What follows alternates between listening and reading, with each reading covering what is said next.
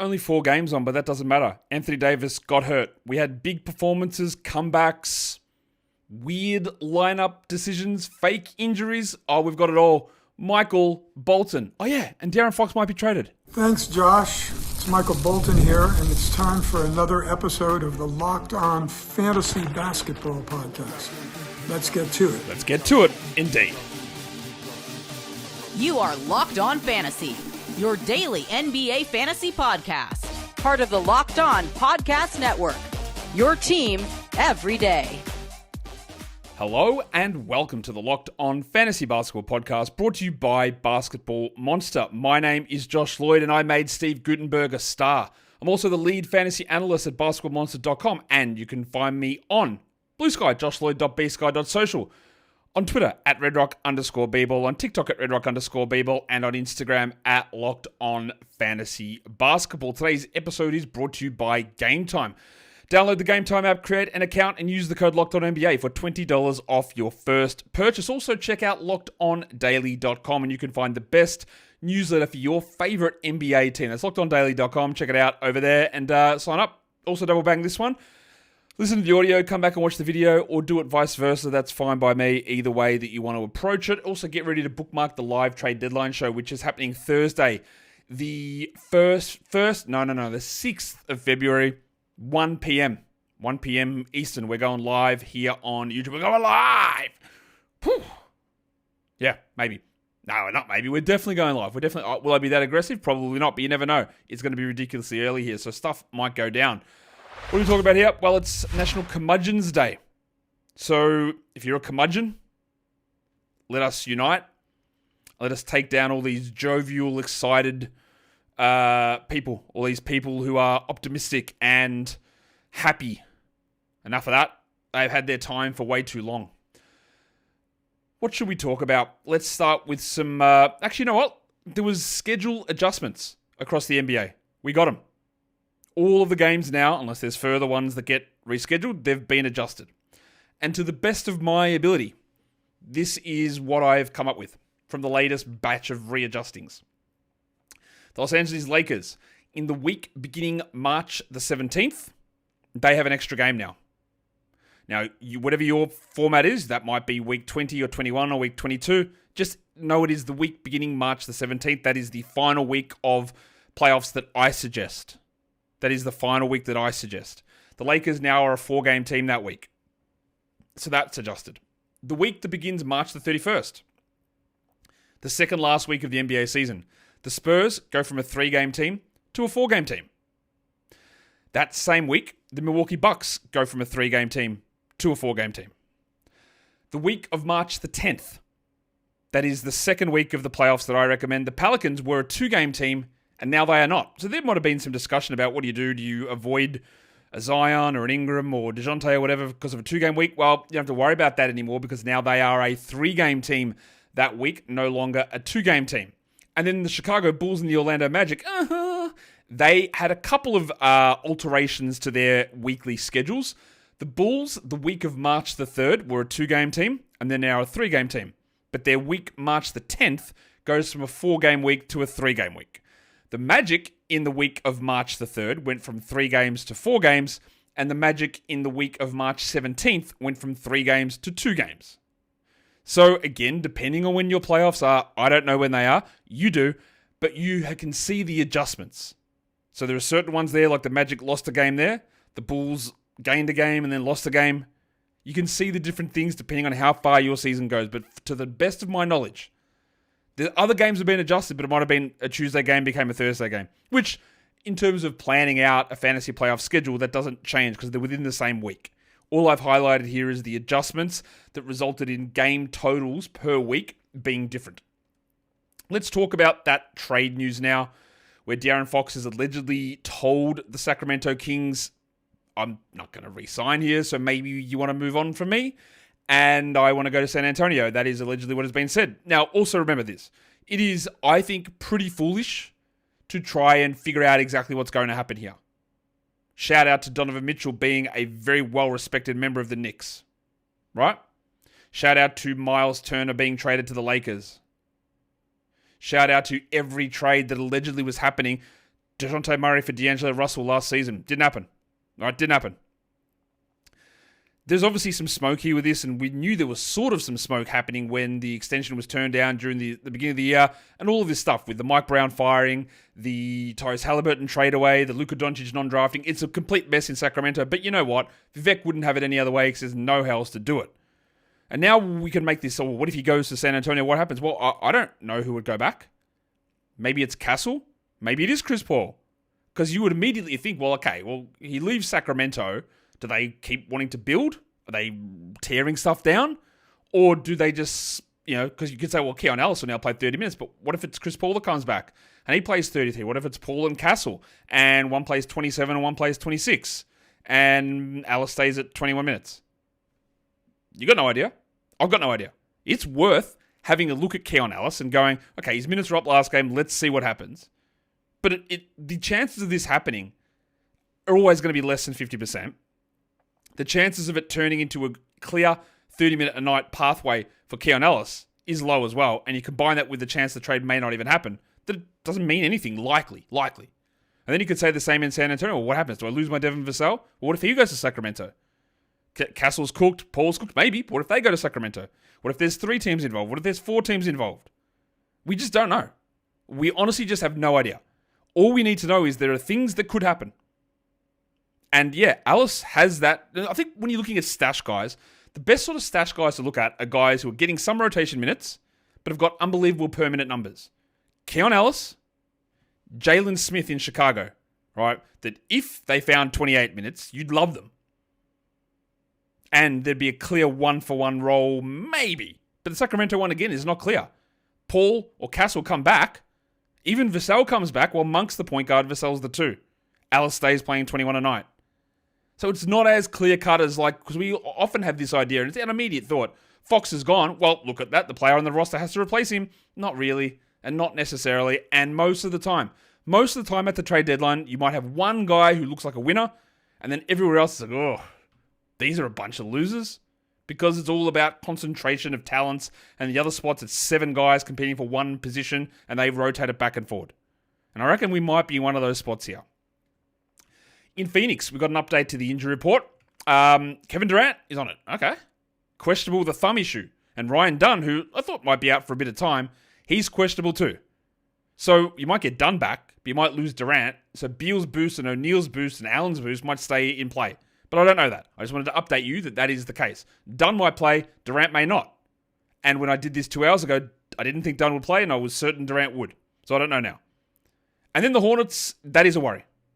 It's not a back-to-back, and they are resting Josh Green. They are resting Mark Williams. LaMelo Ball sprained his ankle, and they said they'll reevaluate it, and they'll get back to us. He's out. I do not believe that it is the end of the season for LaMelo Ball, but I don't know. So for at least tomorrow, there's a lot of options. Josh Okogie probably has the best chance of just sticking with value rest of the way. But Vasa Micic, Nick Smith, Moussa Diabate, all of those guys are absolutely worth having a look at for Wednesday, all 4 of them, and then we can see where it goes. But it is a real clarifying point because they're playing the Nets. And the Nets are bad, and the Hornets are bad. And we'll talk about sitting guys when you're against good or bad teams later when we talk about the Jazz, who it's actually worse than I thought. It's way worse than I thought. Oh my God, we'll talk about that later. But yeah, that's where we're at with that. Today's episode is brought to you by the Game Time app. Tickets to events, we love doing it. We love getting those tickets, don't we? The NFL playoffs, well, they're here and they've come and they've almost gone. But if you want to get tickets to the final game of the season for the NFL, well, you might be able to get it through at Game Time, because Game Time is the place to go to get tickets. And with Game Time picks, it makes getting tickets for events even easier, filtering out the fluff and showing you only the incredible deals on great seats, so you don't have to waste your time searching through thousands of tickets. You can use Game Time picks to find tickets to whatever you want, and the super deals they got on there are unbelievably impressive. The prices are fantastic. You get the views from your seat. You got the all-in pricing, so you don't get surprised with fees at checkout as well. Plus, the on-time ticket delivery and lowest price guarantee gives you peace of mind. So take the guesswork out of buying tickets with Game Time. Download the Game Time app, create an account, and use the code LOCKEDONNBA for $20 off your first purchase. Terms apply. Again, create an account and redeem the code LOCKEDON NBA for $20 off. Download Game Time today. Last minute tickets. Lowest price guaranteed. All right, so a few things there to talk about at the start of the show with the schedule, the Fox trade, Durant injury. But now we can take it into, not quite into the games, because there's only 4 of them on today, so we've got a little bit more time. Let's go in and talk about trends across the fantasy basketball waiver wire. Who's been added, who's been dropped over the last 48 hours, and the most added players, a lot of them are just guys playing on Tuesday, so remember that. Number 1 is Brandon Pajemski. We'll talk about that when we get to the Warriors game later. Number 2 is Vit Krejci, and we'll talk about that in the Hawks game. Number 3 is Gary Trent Jr., and we'll talk about that in the Bucks game. Number 4 is Isaiah Collier, and we'll talk about that in the Jazz game, but somehow he is maintaining the starting job over Keontae George. Number 5 is Zach Edey, and that one I go, what? Why? He played 19 minutes last game. I know he had 3 blocks, and he had 11 rebounds, so I get it. The appeal is there, but we seem to be getting a lot more of these. It's not quite like a full platoon scenario, but it's a lot of these situations where the patterns are emerging of like, good team don't play, bad team do. And that's happening a little bit across the league. So Edey, I was surprised to see his name there. And then everyone chased Dylan Brooks after he hit 10 threes yesterday. That's always bound to happen. Of course, those people I hope are aware they don't get that game onto their ledger. But we know what Brooks is. He's a streamer. When there's only 4 games on, absolutely it is worth having a look at. Of course it is. That's how streaming works. The most drop players, most of these guys are people that are players that were added on Sunday. Pig Williams, Alex Caruso, the Hong Kong Mattress, Carson Wallace. Yes, that was intentional. They've all been dropped. I don't know that I would have dropped Kaysen, but with only 2 games this week, I get it. The Duck Luke Kennard, easy drop. Dropping Nick Smith, 2 bad games in a row. I understand that. Now that Ball is out for at least 1 game and they're sitting some guys, I would be inclined to hold Smith just to see what happens. And the other one is Cole Anthony with Mr. Black. Starting last game, Suggs might return, Franz is there. There is no need for Cole to play big minutes anymore. So absolutely, see you later. First game. It was, and it still is, the Lakers and the Philadelphia 76ers. We'll go on to the Lakers side of things. They lose to the Sixers, 118-104. Rui Hachimura returned. He was straight into that starting lineup like they didn't know what they'd been missing. Yes, they did say that part of it was because Dorian Finney-Smith is still on this bloody minutes limit for an ankle sprain from 4 weeks ago. Why? What the hell happened to his ankle? Why is he still on this minutes limit? I don't know why this keeps going and going and going. It seems like there was some sort of significant issue there that just no one told us about, but whatever. But the big news out of this one is Anthony Davis. Because he played, 10 minutes? Had 4 points, and then suffered an abdominal strain. I have no idea how long that's going to last. We saw big bad ones from Paolo and from Franz Wagner for multiple months, but we had other ones that lasted like a week. Who was the other one? There's a third player with the abdominal oblique strain. Brandon Pajemski, actually, that was 2.5 weeks, 3 weeks. So yeah, I would be expecting AD to, let me tell you this. Their next game, the Lakers, is against the Wizards. There's no way. There's no way. The game after that's the Knicks, so maybe. But against the Wizards, no chance he plays. He's not playing. Wood is not back yet. Jackson Hayes was pretty good last time out. They used Christian Koloko a little bit here. If you wanted to consider somebody to stream, I would have a look at Jackson Hayes, because I do think that AD is going to miss some time here. Who stepped up? Old mate. Dalton Connect. 24 points with 5 threes. Now, the discerning legends out there, you already know what to do with this. You immediately go and go, okay, that looks great. 0 assists, 0 steals, 0 blocks, and had to shoot 62% to get here. Yeah, that's fake. You know it's fake. What is encouraging is he got 23 minutes. Now, why did he get 23 minutes? Was it because Anthony Davis was out? Or was it the fact that Max Christie played just 22 minutes? Or the fact that Dorian Finney-Smith had like 5 fouls in 9 minutes? Finney-Smith ended up playing 19 minutes. Christie didn't play well. And shots went in for Connect. And we've seen multiple times with JJ Redick that when Dalton Connect hits a few in a row, he just says, go for it. Just go. Just keep playing. And we'll see where it goes. Do not rush to add Connect. Do not add Connect in any way. If you've got Max Christie, the only reason you have him in 12s is streaming through schedules. That's it. No other reason. You don't have Dorian Finney-Smith, and you don't have Rui Hachimura, who played a robust 24 minutes for 13-2-1. And my anti-Rui propaganda continues. Not good enough to be held in 12-team leagues, yet he still is. LeBron had 31, 8, and 9, and Reeves had 13, 6, and 8. And we had 15 Bronny James minutes, actually. He came in to try and guard Tyrese Maxey. He was terrible, and I'm not sure we're going to see that happen again. But to be fair to Bronny, he's been really good in the G League. He's been unbelievably good. This, not so good. The Sixers, they did it without a million players. Paul George also was not here in this one. And we got a confusing terminology about the injury, a tendon injury, which is not that confusing, but like, oh, he's out indefinitely. The Nick Nurse goes, yeah, I think it's minor. It's day-to-day. Okay. I don't think he plays the rest of this week, Paulie, but we have to keep an eye out for it. And they did the thing that I thought they would do. We got Justin Edwards over the Mayor Ricky Council. Now, Justin Edwards didn't do very much. The 3 steals are nice. But he had 7 and 4 and he played 29 minutes. If I'm in a 16-teamer or even a 14-teamer, I would consider Edwards as an interesting guy for now. Tyrese Maxey continues to be absolutely out of control. 43 points, 4 threes, 58%, 9 of 9 from the line. I probably should have had him on the sell high list earlier today. And honestly, if I did this show after today's game, he would have been on there. I think he's a top 6 player over the last 2 weeks. I think he can be top 20 rest of the way, but top 6 is pushing it. Now, sell high is always going to be in play if someone wants to give you back a top 8 guy. They probably won't, though, because he is figured out now to be unbelievably efficient without Embiid. Not just average, but way above his head. So that's where, again, some sort of psychology comes in. Because the idea would be, well, Josh, he's figured it out. It's a new level. He can be efficient without Embiid. Now, that's all well and good. But the baseline for him without Embiid before was like 41%. Him having a good run of efficiency is like 49, right? Going at 58 is ridiculous. He will never continue that. Embiid in or Embiid out, it doesn't matter. So he's tying a hot streak into the absence. It makes it look like he's figured it out, which he has, but not to that level. So there's a pullback coming. We got 27 Gershon Yabusele minutes. He had 14, 5, and 3 with 4 steals. He went to the locker room. I would be a little surprised if he played tomorrow. He did return, but that knee has been bothering him.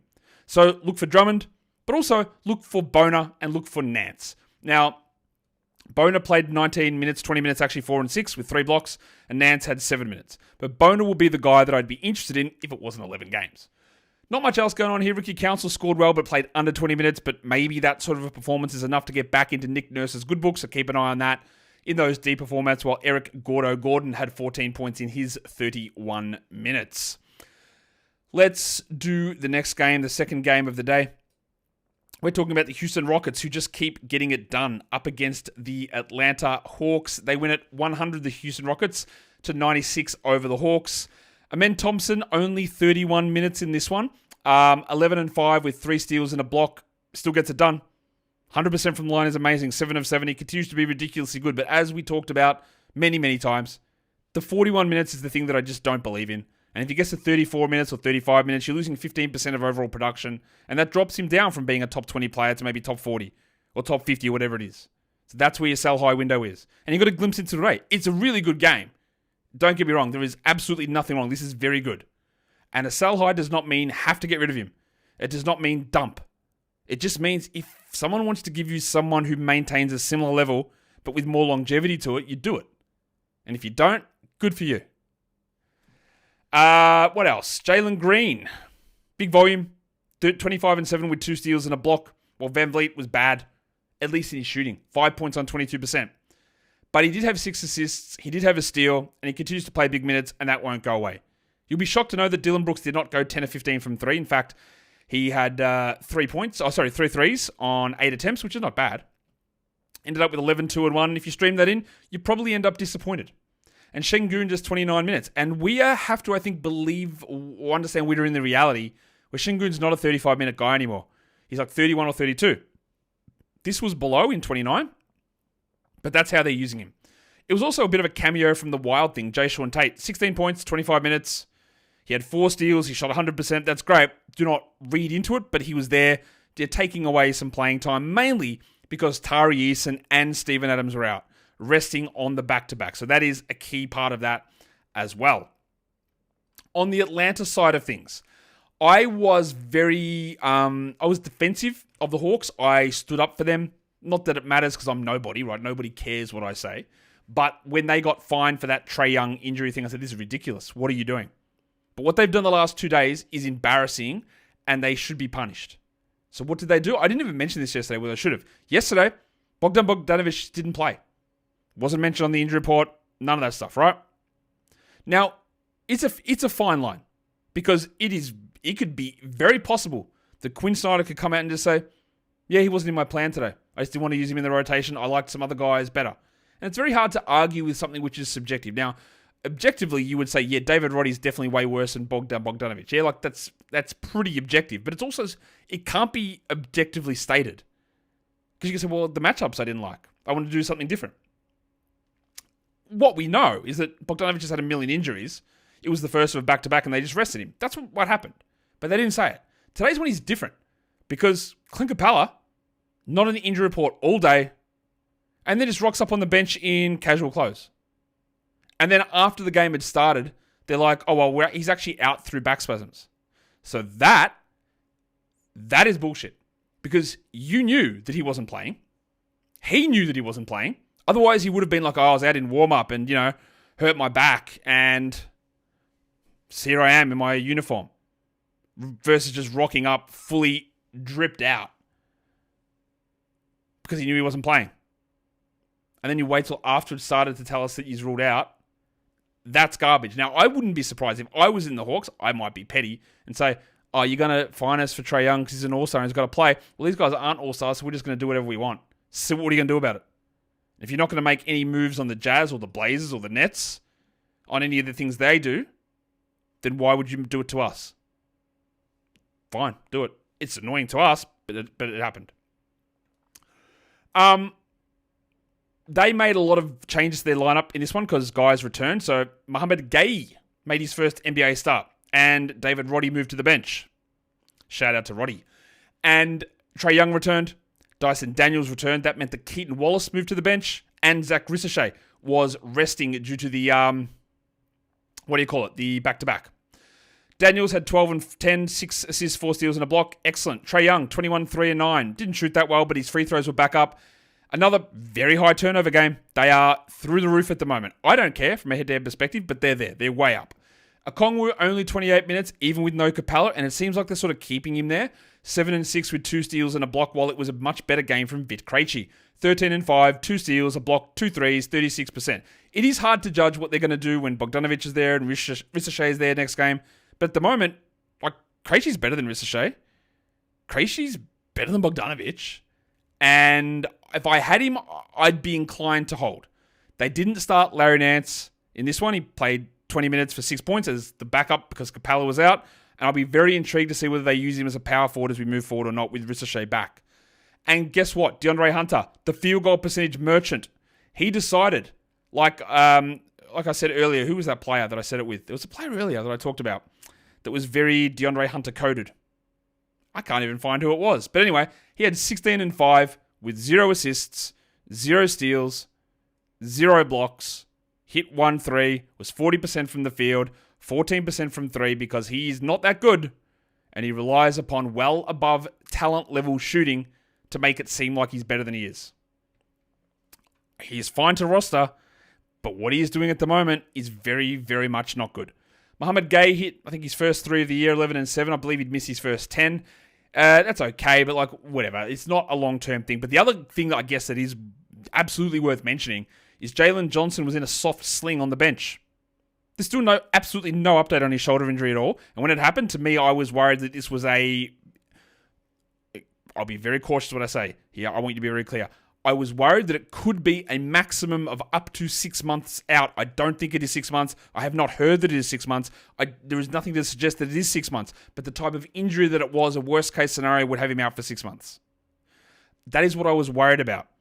And I'll be honest with you, nothing that the Hawks have done approaching this scenario at the moment makes me think that worst case scenario is not in play. It is. I don't know that Johnson's season is done. I wouldn't predict that it is. I worry that it could be, but I'm not going to predict that it is. But him on the bench in a sling, that's this week done, surely. That feels at least trade deadline, maybe All-Star, maybe more. But I don't know. Because, guess what? They're not telling us.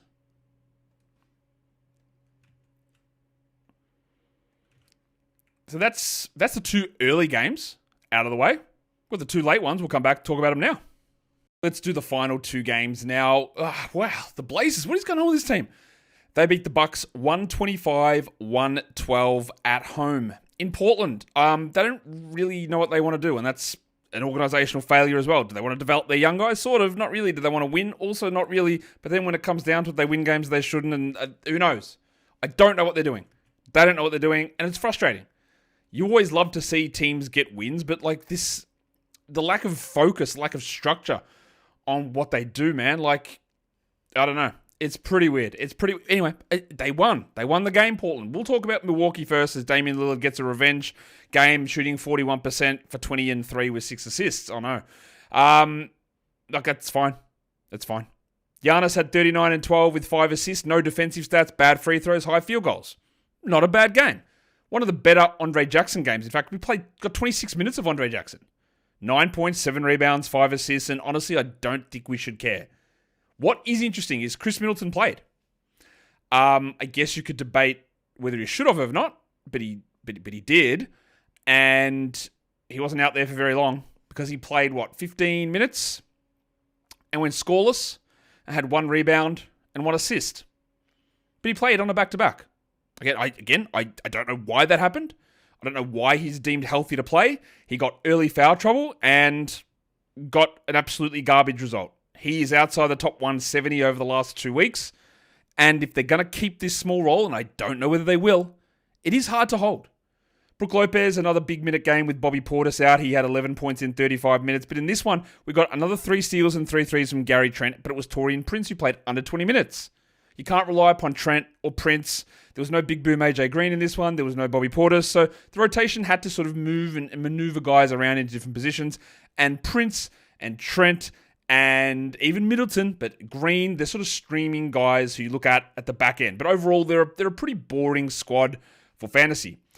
The Portland side, DeAndre Ayton returned, and that meant that Donovan Clingan went straight back to the bench and played 11 minutes. Oh no. And this has been the case for him basically all season, is that when they're healthy and when Ayton's there, he's not good enough. He doesn't play enough. I've given my real-life thoughts on Clingan. I think he's incredibly limited in terms of overall upside and potential because of just who he is as a player. But if they did play him 25 minutes a night, he probably would have fantasy value. But they're not. They didn't. They barely played him. And this was a game where Rob Williams didn't even play. They just went small a lot. As it's been all season with Clingan, if you've got the ability to stash, waiting for a full-time starting role, you can do it. But if you're relying upon his current production, it's not there. It's not. As for Ayton, 21-14, his first game back. Cool. And Denny Avdia continues to play really well. They are just pumping minutes into him. 38 minutes for him, 30-9, 3 threes and 2 steals. And they are turning this into like a Denny Avdia show. It does help that Jeremy Grant played under 16 minutes. He hurt his ankle, didn't return. That's probably going to be 3 years out for Jeremy, I'm guessing. Obviously, you can go and drop Jeremy Grant. I don't have any... You could have dropped him before he was injured. But it helps Denny. Let's check in on the 2 young bench guards. 27 minutes for Scoot. 10, 4, and 6 is useful enough to hold, but obviously frustrating. And Shaden Sharp had a better game. 17, 5, and 3 with 2 steals. And he'd been trending downwards. I would like to hold both of them. And Tamani Kamara, who'd been playing well, had 8 points. He did play 40 minutes, which again is a lot. He had 11 rebounds, but no defensive stats and very low usage. You can roster him absolutely. Their schedule's strong, but we know that there are going to be ups and downs on this one pretty clearly. Let's go on to the final game, and it is trying to decipher what on earth the Utah Jazz are doing, and for different reasons, what on earth the Golden State Warriors are doing. The Jazz, because it was a back-to-back, decided they wouldn't play Lauri Markkanen in this one. They wouldn't play John Collins in either of the 2 games. Neither would they play Walker Kessler. But in this game, it was Bryce Sensabaugh who moved into the starting lineup. So let's just start with him. 8 points on 8 shots. I know. That's bad. Obviously, 27 minutes for Bryce. Not much more there. He will have value, but it is going to be inconsistent. Sexton was great. 34 minutes and 30 points, 4 assists and 2 steals. And how they use him just never makes any sense. It seems to be all over the place, but now he's locked in as a starter. And I'm sure in 2 days' time, he'll get benched and never play again. Collier, another 32 minutes, 12, 6, and 8. Just needs to be on all 12-team rosters, while Keontae George played 32 off the bench. And I think he does too, although it was a very bad shooting night, free throws and field goals for Keontae. He had 12, 6, and 6 with no defensive stats. Not much else going on here. We always keep an eye on Kyle Filipowski, and we got second consecutive start from your man. I know you've been waiting for it. Micah Potter. 13 and 7, 3 threes, 2 blocks, 83%. That's a very good game. I don't really have the faith that Mr. Potter can continue doing it at that level, but he's in that mix with the Drew Eubankses, who had 13, 4, and 4 blocks, useful, and Kyle Filipowski, and it's going to continue to be an absolute needle through the urethra every time we try and figure out what is going on with this squad. It is going to be frustrating because there was no Markkanen, no Collins, no Kessler, no Clarkson, no idea if they play in the next one, absolutely none. There's no pattern, there's nothing that makes any sense. It's frustrating for me, and I'm sure it's frustrating for you. The Golden State Warriors get the win, but it's more of the same with this team. Dennis Schroeder started with Steph being a late scratch. He should play tomorrow on the back-to-back. And they also benched Gary Payton, who'd been playing 12 minutes as a starter, and that meant that Modi Musi moved into the starting lineup. Modi played 27 minutes. He had 15 and 4 with 3 threes, and Moody's been playing pretty well. Not enough to lock in as a 12-team guy, but at least streamable. And the same with Guy Santos Al-Helper, who had 7 and 6 in his 23 minutes, but that's still just deeper league stuff. You know what I'm going to say about Buddy Hield. Like, we don't even need to get into that. You know where we're going to go with that, because Hield, once again, was bad. 2 points, 22 minutes, 4 assists, 14%. Absolutely no way that you roster him. None at all. Not even close. Even with Steph out, you're not even touching it. Move over. Don't use him. Don't touch him. Ignore it. But what do we do with Trace Jackson-Davis? Jackson-Davis started, played 6 minutes, and then never played again. They just went a different direction. And we've seen it. It's the foreseeable future. It's the curse of Steve Kerr. That he was playing 26 minutes a night, and then he loses the faith, and then he's gone. So he's gone from your team. He's not good enough to hold on to waiting for things to turn around and go, well, maybe we're going to get a really good game from Jackson-Davis. He's not good enough for that. So you move on. In fact, you're Jack. Get that garbage out of here. Schroeder played 34, replacing Curry. Looked like he'd blown his knee completely out, but came back into the game somehow. 23, 5 and 4 with 3 steals. I don't care. I'm not adding him based on that, but I am very much considering Brandon Podziemski. Now, it was without Steph, but he played 32 minutes. He had 20 and 7, 6 assists and 4 threes, and he'd been trending up. If you want to get ahead of something, have a look, because obviously there's no faith in these other guys. Andy Wiggins had 19 points, and Quentin Postman-Pat had 10 points in 16 minutes. In this one, Lindy Waters didn't play a second, but what we did get is Kyle Anderson back into the rotation, and still going to be a very, very, very, very frustrating rotation without really any question. So let's look at the lines of the night. The monstrous line of the night. There were a couple of guys right up the top, right pushing up next to each other, but in the end, Tyrese Maxey gets it. 43 points with 2 steals on 58% shooting. Your waiver wire line of the night goes to the man that I cannot believe was passed over until pick 17 in the draft. It is Dalton Connect, who had 24 points with 5 threes and 5 of 8 shooting. Great. Don't care. Not adding outside of very, very deep leagues. The young gun of the night is not Dalton Connect. There was a highly rostered player who's a second-year guy, more highly rostered. It's Brandon Podziemski, who had 20 and 7 with 6 assists, and again, he is really starting to rise up. And the dud of the night, there is zero question about this one. It is James Christian Middleton. 0 points, 1 rebound, 1 assist. And honestly, for as good as he's been, if you do want to drop him, I think we're at a spot where it does make some sense. And that's it. That's a recap of the action from Tuesday in the NBA. I'm going to boot out of here. Before I do that, I want you guys to hit the thumb and subscribe and leave comments, but I want you guys to also give yourselves a bit of a pat on the back. Find something good. It's not hard. I know you did it. I know you did something good. Did you get up? Did you eat? Did you eat healthy? Did you eat unhealthy? I don't care. Did you drink water?